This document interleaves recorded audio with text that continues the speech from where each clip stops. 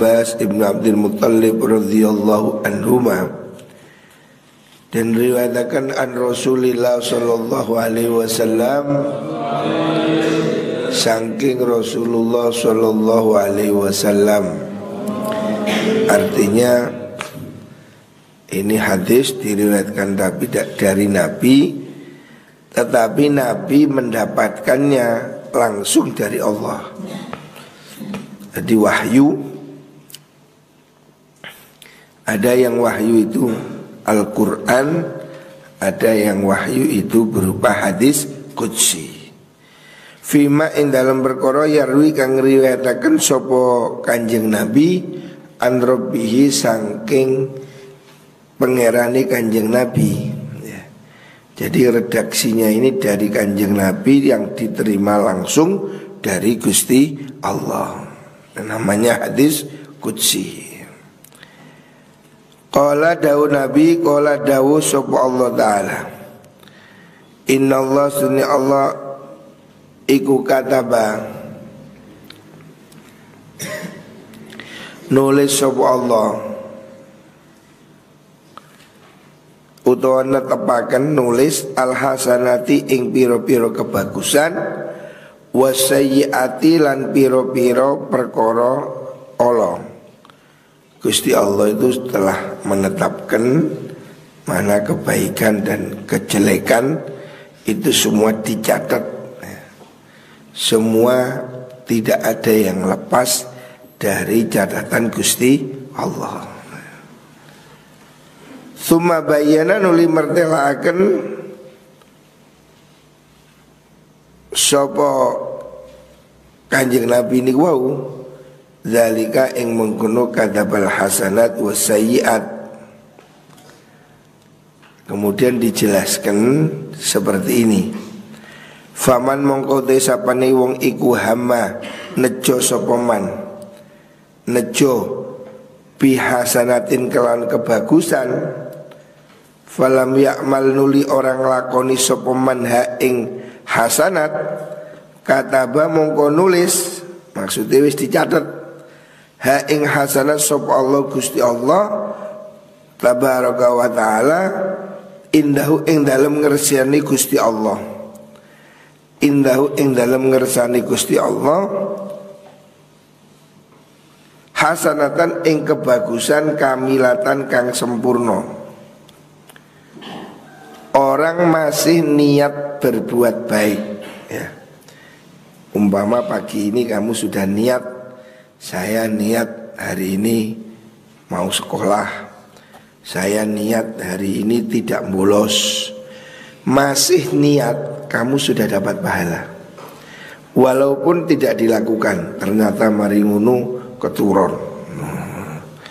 Kamu niat puasa, mari ngono luwe mangan. Siapa niat saja sudah dapat pahala. Niat tok belum dilakoni atau tidak jadi dilakukan. Kamu hari ini niat mau baca Quran 5 juz, masih dapat 1 juz, capek, ngantuk, turu. Sudah dihitung catatan 5 juz. Niatnya sudah dihitung sebagai pahala. Jadi sudah niat tok sudah dihitung mendapat pahala 1. Tapi kalau dilakukan 10.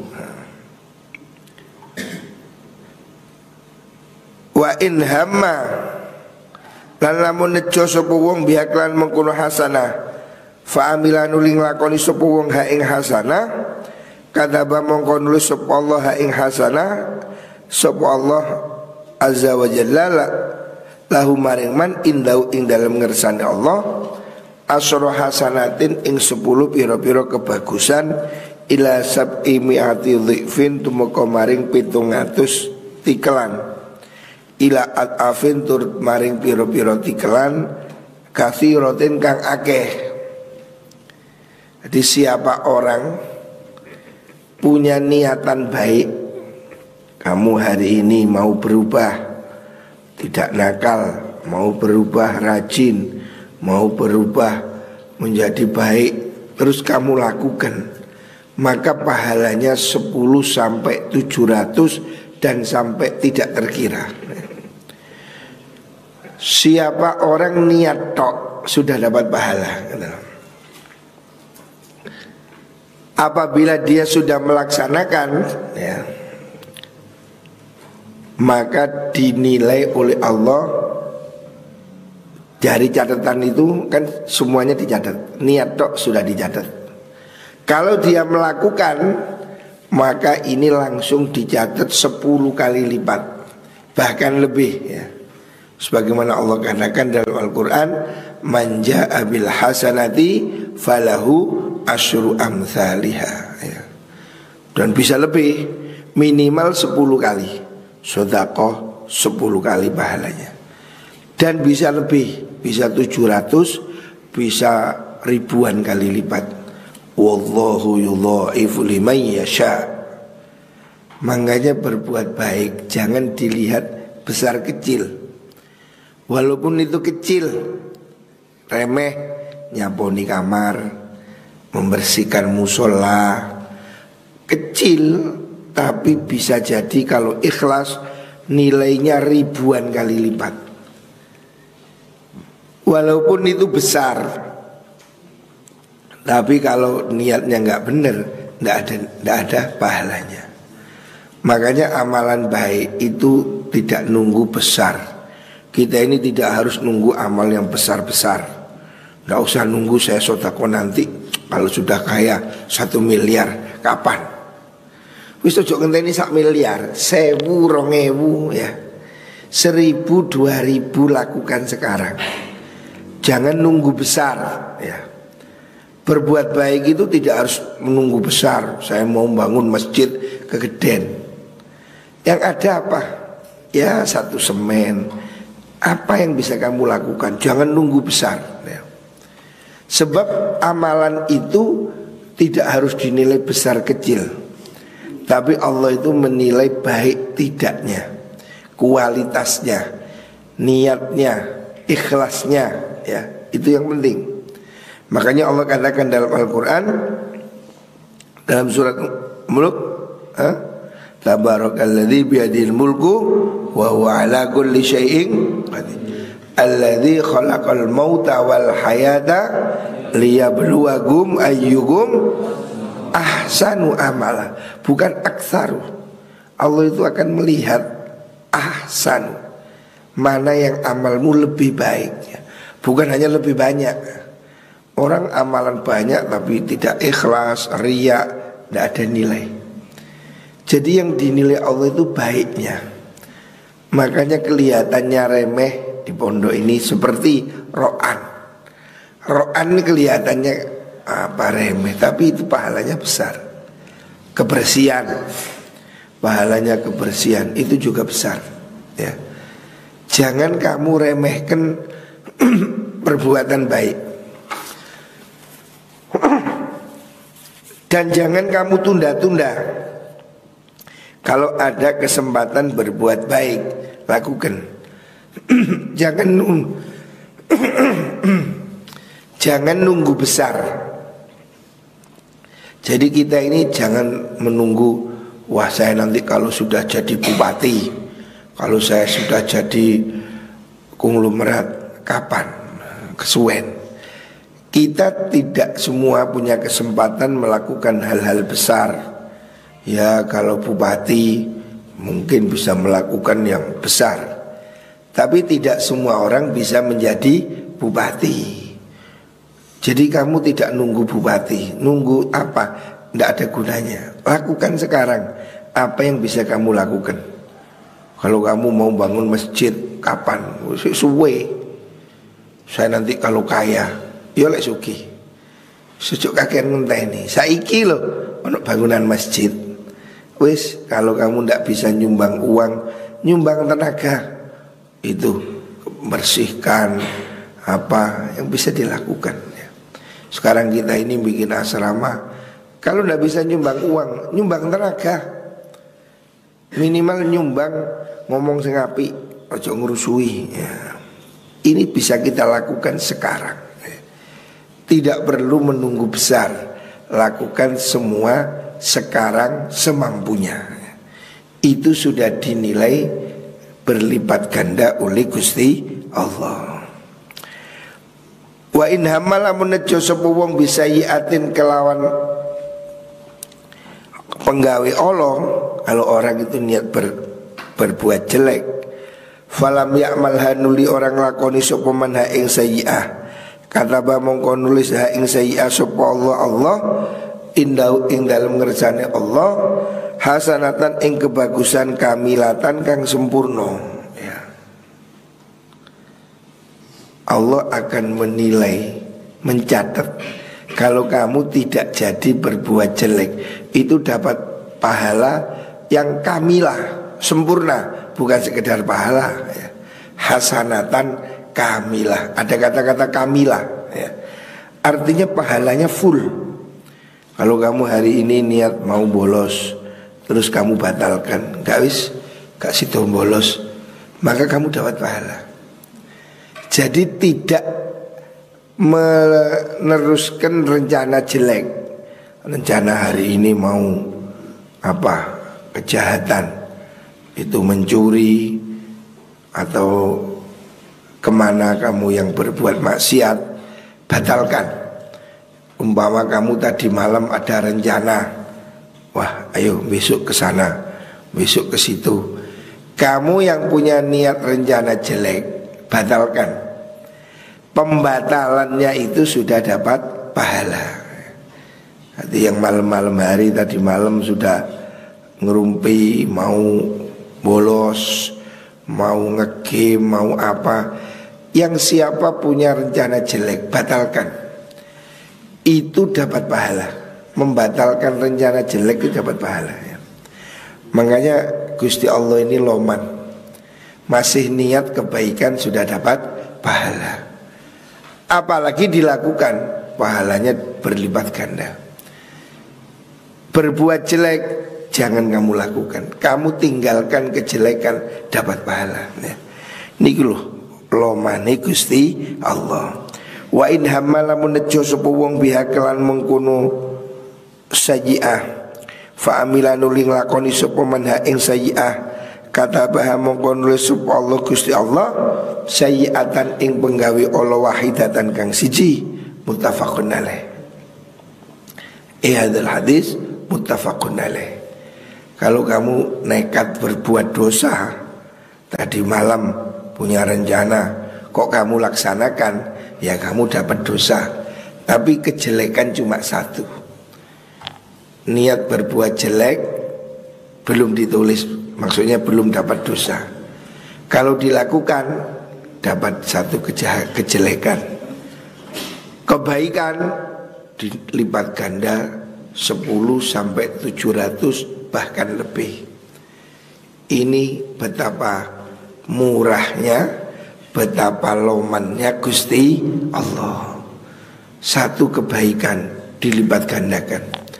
Tapi kalau kejelekan tidak, kejelekan dihitung pas ya. Ini betapa luar biasa. Kita ini seringnya tidak adil. Kalau ada orang berbuat jelek satu kali aja, diinget-inget selama-lamanya. Gusti Allah enggak, dihukum ya cukup satu kali ya. Betapa maha murahnya rahmatnya Gusti Allah. Wan Abi Abdurrahman Abdullah bin Umar bin Khattab radhiyallahu an, diceritakan dari sahabat Abdullah ibn Umar, dia berkata, sami'tu ngrungu ingsun ngrungu Rasulullah sallallahu alaihi wasallam. Saya dengar Kanjeng Nabi yaqulu dawu sapa Kanjeng Nabi, intolaqau budalan sapa salasu nafarin telung golongan. Ada 3 orang, 3 kelompok yang berangkat, maksudnya pergi ya. Ini hadis yang cukup panjang, menerangkan tentang betapa amalan baik itu bisa menyelamatkan hidup seseorang ya. Ini hadis sahih ya, muttafaq alaih, yang menceritakan tentang 3 orang pergi ke hutan. 3 orang pergi kerja atau rekreasi atau berburu ke hutan.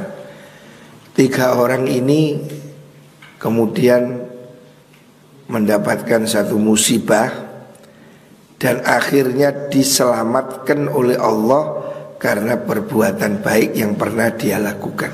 Nah, ini membuktikan bahwa perbuatan baik itu bermanfaat, baik di dunia ataupun di akhirat. Nah, ini hadis sahih yang akan kita bacakan ini tentang betapa pentingnya orang berbuat baik dan tawassul lantaran, membuat lantaran. Kalau bahasa kita tawassul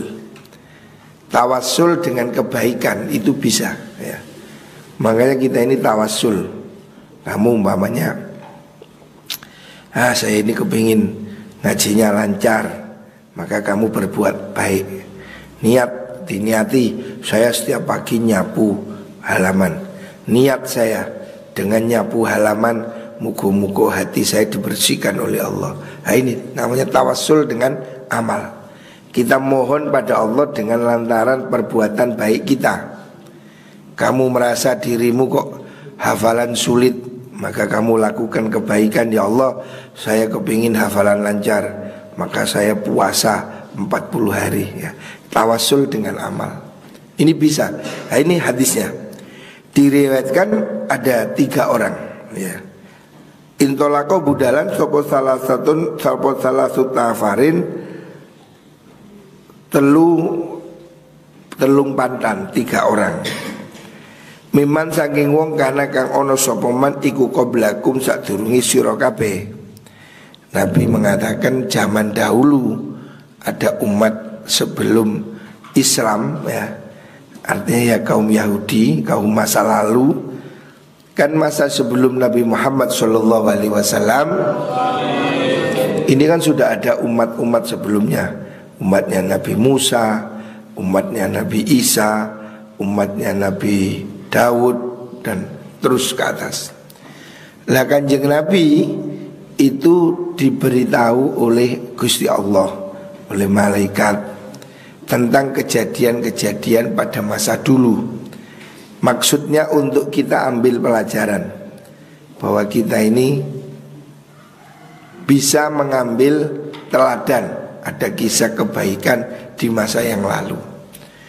Untuk itu di Al-Quran itu banyak menyebutkan sejarah-sejarah. Al-Quran ini diisi ada sejarahnya Nabi Musa, sejarahnya Nabi Ibrahim, ada sejarahnya Nabi Yusuf ya. Semua ini dicatat oleh Allah dalam Al-Quran supaya kita ini mengambil iktibar. Kisah-kisah masa lalu itu hendaknya membuat kita menjadi pinter. Oh, orang itu kalau jahat seperti Fir'aun akhirnya ditenggelamkan oleh Gusti Allah.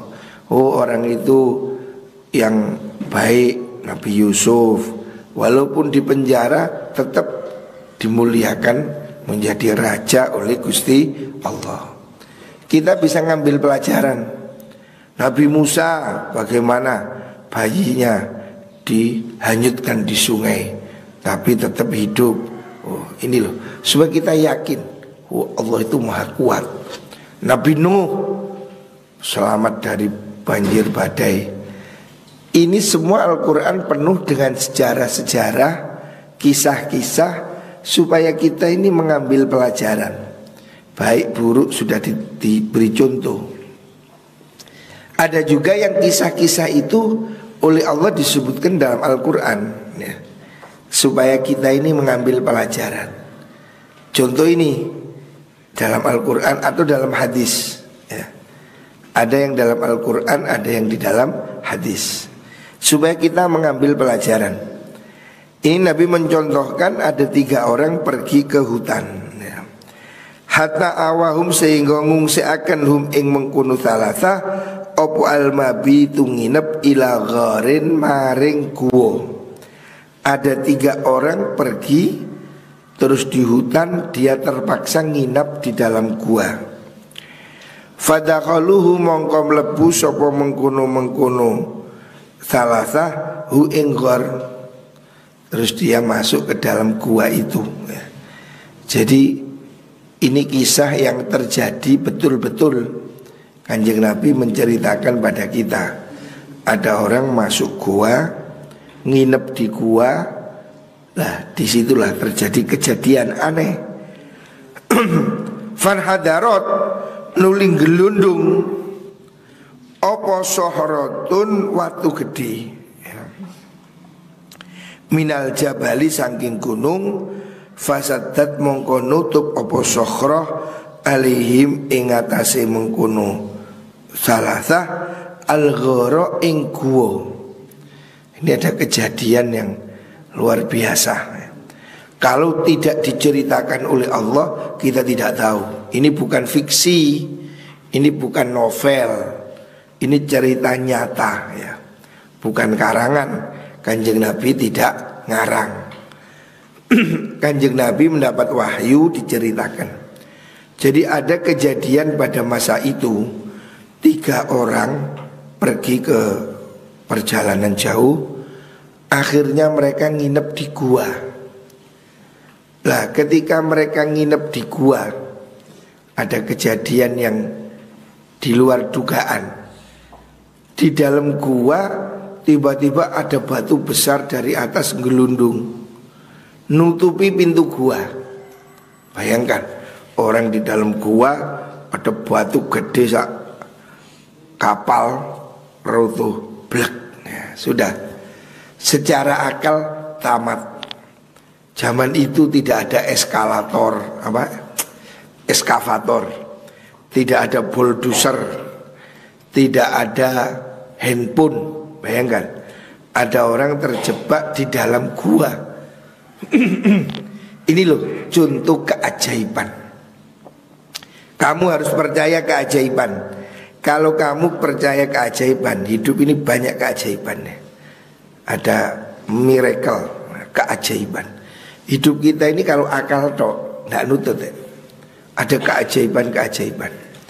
Ini contoh Rasulullah SAW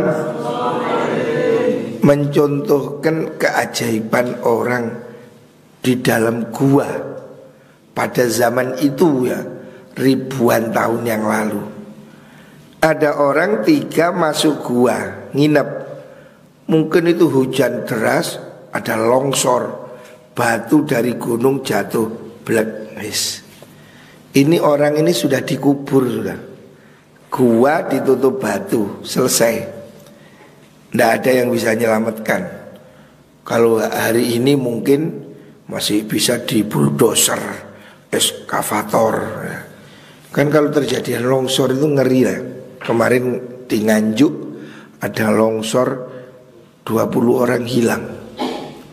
Jadi mengerikan. Lalu bayangkan ribuan kubik tanah langsung ambles brek. Kata Melayu Nandi, orang tertimbun tanah. Dan itu sulit diselamatkan. Karena nyawa orang keblekan watu ya penyet. Kasus-kasus longsor ini korban mesti banyak. Karena sulit menghindar, tidak bisa. Itu kejadiannya sangat cepat gitu. Nah, ini sudah pernah kejadian ya, keajaiban. Pada zaman sebelum kita, diceritakan oleh Nabi, ada orang terjebak di dalam gua. Menurut akal biasa, orang ini tidak mungkin selamat. Dia nginep di dalam gua, batu gede jatuh, longsor brek. Ada watu. Di Arab kamu tahu, watu itu, gunung itu batu. Kalau di Indonesia kan gunung ini tanah. Kalau di Arab gunung wis batu wungkul wis betul-betul batu. Jadi kalau ada batu gelundung ya wis watu tenan, atos. Lah, ini kejadian ajaib. Ada orang yang sudah terjebak di dalam gua, tertutup batu, tapi bisa diselamatkan oleh Allah. Bagaimana ini caranya? Nah ini keajaiban. Kamu harus percaya keajaiban. bahwa Allah itu maha kuasa. Kalau kamu percaya keajaiban, hidup ini banyak keajaiban, makanya kamu dekatkan diri pada Allah. Sesuatu yang sulit menjadi mudah. Tidak ada yang sulit bagi Gusti Allah. Sudahlah, keajaiban hidup ini banyak. Ada orang yang sudah sakit keras bisa sembuh. Ada orang kecelakaan. Dulu saya ada teman kecelakaan, mobilnya hancur, orangnya hidup.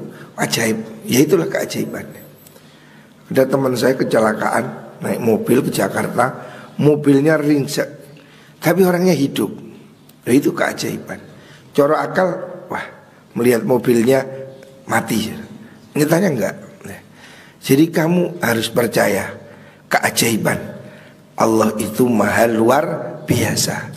Makanya hidup ini sesulit apapun, seandainya kamu merasa ini kesulitan, hidup ada rintangan, jangan kamu kecil hati, bahwa Allah itu maha kuat.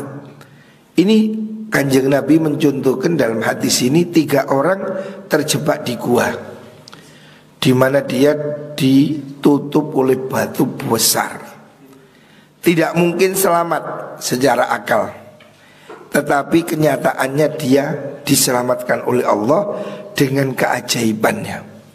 Jadi keajaiban Allah itu ada. Kalau kamu percaya pada Allah, kamu akan percaya bahwa keajaiban itu ada. Saya percaya keajaiban itu ada. Ya termasuk apa yang kita dapat dalam hidup ini lebih banyak ya keajaiban. Coro akal, ya saya ini mondok, ya rezekine piro lah. Tapi hitungannya di luar gaji. Nyatanya Allah memberi saya kecukupan luar biasa. Saya merasa ya keajaiban. Kalau dihitung normal rata-rata, ya untuk bangun hari ini kita bangun perlu duit miliaran, susah. Secara akal biasa. Tapi Allah luar biasa. Apalagi untuk perjuangan, kamu harus yakin.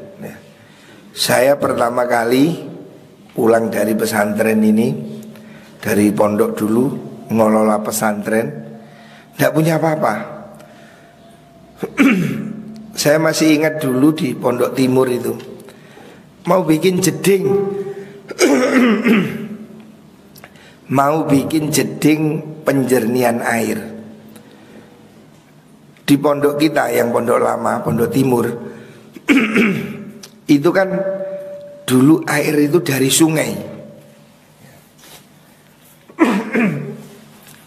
Pondok Timur, kamu masih ingat di Pondok Timur, di Pondok Induk, itu dulu belum punya sumur bor tahun 90-an. Anak pondok ini dulu mandi air sungai. Ya bayangkan air sungai kalau musim hujan, ya kayak kopi susu. Bukan hanya budak, ya wis kayak kopi wis. Artinya kasihan. Saya waktu itu pulang dari pondok mikir, ini gimana menjernihkan air. Karena air dari sungai itu kan musim hujan kotor sekali. Ya namanya hujan banjir. Jadi di pondok kita ini dulu kalau hujan itu mandinya ya pakai air coklat itu. Lalu saya itu mikir kepingin menjernihkan air. Saya angen-angen gimana caranya mandi supaya anak pondok ini lebih mudah. Saya cari tanya sini situ, oh bikin kolam penjernihan 3 kolam. Ya. Duit dari mana gitu. Saya masih mikir, wong santrinya juga nggak banyak, SPP-nya juga murah. Pondok ini sejak dulu SPP-nya murah, nggak iso bayar. Tapi keajaiban itu terjadi. Saya ngajak anak-anak santri sudah setiap malam wiritan sholawat nariyah. Ternyata Allah memberi rezeki. Tiba-tiba besok ada orang datang ngasih saya kalung. Ada wali murid bawa kalung. Ini istrinya meninggal, kalungnya diberikan ke pondok. Ya saya terima. Oh iya terima kasih. Saya buat beli semen, buat itu. Belum selesai ada lagi orang datang. Terus seperti itu. Ajaib ya. Itu saya terus percaya. Pertama kali pegang pondok ini bingung. Bapak saya ninggali pondok. Ya lek pabrik enak. Ini pondok, nggak ada duitnya. Makanya saya sejak dulu pertama saya pulang megang pondok, nggak pernah digaji sampai hari ini. Saya tidak digaji karena pondok nggak ada duitnya. Jadi waktu itu saya mau bangun susah. Sudah saya percaya apa yang dikatakan ayah saya dulu. Mintalah pada Allah. Doa saya sholat nariyah ini itu. Alhamdulillah sedikit-sedikit ada saja keajaiban. Sampai hari ini kita bangun ada aja. Ada orang datang memberi. Saya tidak pernah minta. Malu saya minta-minta itu. Wali murid mana pernah saya minta? Tidak ada. Kita ini alhamdulillah Allah menolong. Kita bangun, butuh ini, butuh itu, Allah mengirimkan. Ini loh keajaiban. Kalau pakai akal sulit. Kita loh hari ini bangun 4 lokasi miliaran. Corok akal susah.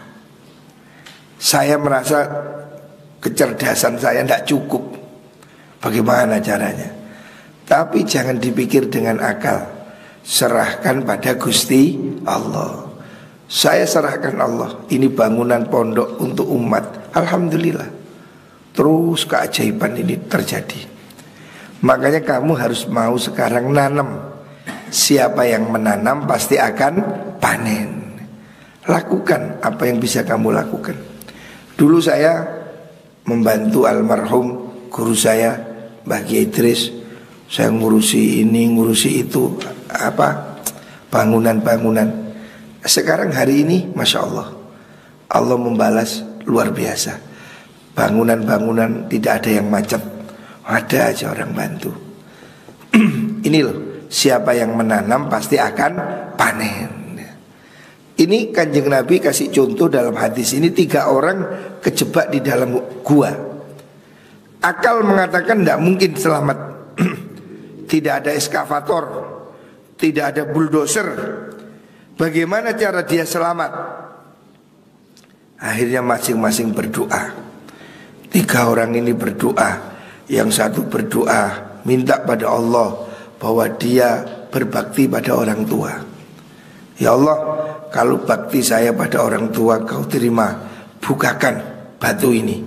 Allah bukakan. Secara ajaib batu itu gelinding, gelodak sedikit, cahaya masuk. Yang satunya berdoa, ya Allah, saya pernah mau berbuat maksiat, dibatalkan, nggak jadi. Sudah mau burung, takut pada Allah. Ya Allah, saya membatalkan maksiat. Sudah wis kate penting kering diurung no. Karena wanitanya mengingatkan awas dosa. Oh iya wis, takut gak jadi. Ya Allah, saya takut dosa, mau berzina tidak jadi. Kalau itu engkau terima ya Allah, bukakan gua ini. Gelodak, ajaib, buka pintunya. Terus yang ketiga berdoa, dia pernah menolong karyawan, nulung orang yang gajinya dikembalikan penuh. Dan orangnya senang. Ya Allah, kalau kau terima ini, bukakan gua ini. Buka lagi, geludak. Ini dalil nyata ya. Hadis sahih muttafaqun alaih ya, Riyadhus Shalihin nomor 12. Ini menceritakan betapa perbuatan baik itu bisa menyelamatkan hidup seseorang ya. Ini hadis yang nanti kita baca ini. Ada 3 orang terjebak di gua, diselamatkan oleh Allah lantaran dia pernah berbuat baik. Satu pernah berbuat baik pada orang tua, yang satu pernah berbuat baik tidak jadi berzina. Makanya kalau kamu mau rencana jahat, rencana jelek, batalkan. Barangkali nanti suatu saat kamu akan terkena musibah, dibatalkan oleh Gusti Allah. Menurut, kalau kamu mau berbuat jahat, hentikan. Ini contoh, orang itu ada dulu mau berzina, sudah hampir, transaksi sudah oke, perempuannya terpaksa, sudah hampir, cara saiki wis nyopot sual, wis nyopot sempak, wis kurang saktil, dia batalkan. Karena wanitanya mengingatkan, takutlah kau pada Allah. Langsung dia gemeter, ya ini dosa, langsung dibatalkan, nggak jadi berzina. Lu itu membatalkan maksiat, itu membuat dia selamat. Ketika di gua itu dia mohon pada Allah, ya Allah, dulu saya pernah mau berzina, sudah kurang wis Tugu Monas sudah berdiri tegak. Wah, dibatalkan. Saya takut padamu ya Allah, zina itu dosa. Langsung gak jadi. Loh, pembatalan dosa itu membuat dia selamat. Ya Allah, kalau kau terima itu, bukakan pintu ini, batu ini, buka sedikit, geledek. Jadi keajaiban terjadi. Kamu harus percaya, ini hadis sahih. Ini dawuhnya Kanjeng Nabi, bukan cerita, bukan fiktif, bukan dongeng ya. Ini fakta. Kamu harus yakin dawuhnya Kanjeng Nabi itu pasti benar. Jangan sekali-kali kamu merasa Nabi ngarang, kafir kamu. Berarti kamu tidak percaya pada Kanjeng Nabi. Harus percaya. Jangan ada kamu meledek, paling Nabi ngarang. Wah, bahaya kamu. Berarti kamu tertawakan Gusti Allah. Sebab Nabi itu tidak pernah berbicara dengan nafsu. Wa ma yantiqu anil hawa. Nabi itu tidak pernah ngomong sakarepe dhewe. Semua yang didhawuhkan itu in huwa illa wahyun yuha. Jadi seperti ini Nabi menceritakan kejadian ini. Ini kejadian pasti benar ya. Yakin. Kamu harus yakin ya. Ini loh, perbuatan baik menyelamatkan orang. Jadi ada 3 orang terjebak di gua, terus berdoa dengan lantaran tawasul kebaikan yang pernah dia lakukan. Walaupun batunya itu gede, coro akal tidak mungkin didorong, tapi keajaiban terjadi. 3 orang yang terjebak di gua itu dibukakan oleh Allah. Batu yang besar itu digelindingkan oleh Allah. Ini namanya keajaiban ya. Tidak ada yang mustahil bagi Gusti Allah. Tidak ada yang mustahil. Kalau kamu yakin, pasti Allah itu punya malaikat. Allah itu punya malaikat. Allah itu punya makhluk-makhluk yang tidak tampak. Kalau kita minta tolong Allah, Allah tinggal nyuruh malaikat. Saya pernah suatu malam pengajian di desa, naik sedan, kejebak banjir. Apa itu? Bekasnya ya lumpur, apa itu? Macet, mobil mancep. Coro akal gak bisa. Sudah tak coba suruh ngomongin mbak supir tok. Supirin nyurung, aku sih nyetir. Gak iso. Mobil digas malah munting, seret. Tadi gak maju. Digas mobil kan penggerak belakang, munting seret, katanya belum jurang. Loh, yo apa ya? Coba lagi ndak bisa, sudah ganti supirnya, saya suruh naik, tak suruh. Aku ini mari pengajian serbanan, saya kayak nyurung motor, gak kuat, motornya tambah miring mana, seret. Waduh, ini kok kecemplung mari. Keajaiban, saya percaya keajaiban pasti terjadi. Allah Maha Kuasa. Setelah berusaha keras nggak bisa, sudah supir saya panggil, turun, duduk, kita berdoa. Saya bilang, ini akal sudah tidak mampu, Allah mampu. Sudah, saya duduk, duduk, baca Fatihah, baca tawasul, baca. Sudah, ayo kita coba lagi. Supirnya itu kan lebih kecil dari saya. Kau numpak, aku sih nyurung. Ya. Saya dorong, bismillah, tunggu. Lah kok motor seperti mumbul, wut, mencolot mobilnya, aku jelungup, bruas, waduh, ajaib ini. Padahal mobil sudah mancap, ajaib, bisa. Kalau kamu percaya, bisa. Keajaiban itu pasti ada. Dan saya berkali-kali itu mengalami. Kapan hari, 3 tahun yang lalu mungkin, saya mau pergi ke Lumajang, malam hari, jam 11 malam di Piket 0 atas sana. Saya bawa mobil kecil, jatuh dari jalan raya. Gerodak, untung gak guling, miring begini, gak bisa jalan. Satu ban di aspal, satunya di bawah begini, miring seperti ini, gak bisa jalan mobil ini. Melaku gak isong, ban di situ runtuh. Wah, untung gak guling ke jurang. Malam hari hujan, gak ada orang, sinyal handphone gak ada. Sudah saya pikir gak iso, mobil-mobil liwat tak awi kan sing gelem. Ya mau tengah malam. Tapi saya percaya keajaiban. Itu membuat saya yakin sekali.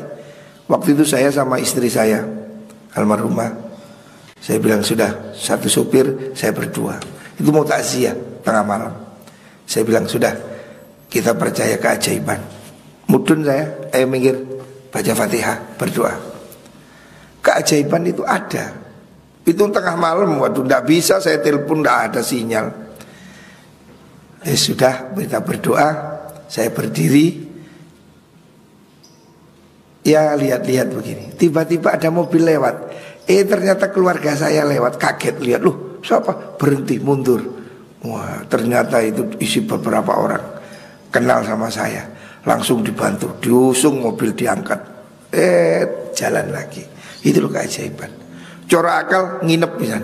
Wah, tengah malam wong diawe kalau sing gelem wedi. Tapi yo keajaiban terjadi. Allah mengirim mobil di belakang saya, seret. Orangnya kenal saya. Mobil jeep isinya 6 orang, mudun semua, langsung bantu, diangkat, selesai. Jadi kalau kamu percaya keajaiban, keajaiban itu ada. Hidup kita ini banyak keajaiban-keajaiban.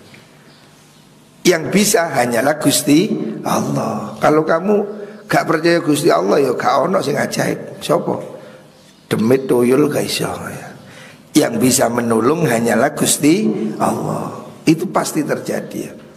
Jadi kalau kamu mengharapkan pertolongan Allah, ya mendekatlah pada Gusti Allah ya. Nanti kita teruskan. Muka-muka semua ditulungi oleh Gusti Allah.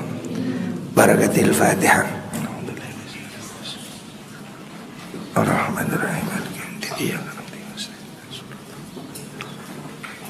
Assalamualaikum warahmatullahi wabarakatuh.